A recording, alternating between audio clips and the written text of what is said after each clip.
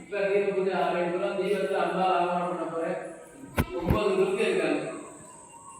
ஆதி துர்கா, விஷ்ணு துர்கா, சிவதுர்கா, தீப துர்கா, திருஷ்டி துர்கா, சபரி துர்கான்னு அதில் இந்த தீப துர்காவை இப்போ நம்ம பூஜை பண்ண போகிறோம்.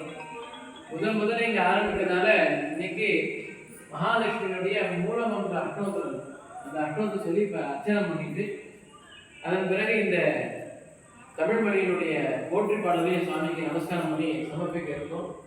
அதை தொடர்ந்து நமஸ்கார மந்திரம் சொல்லுவேன். அந்த நமஸ்கார மந்திரம் சொல்லும்போது அம்பால பாவனையா மனசுக்குள்ளேயே ஒரு 16 முறை நமஸ்காரம் பண்ணிக்கிறது சொல்லி நிறைவு பெறும்.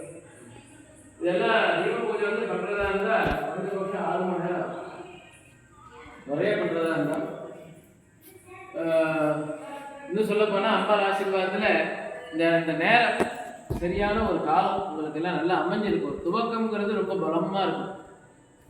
அது போல எப்படி நான் உணர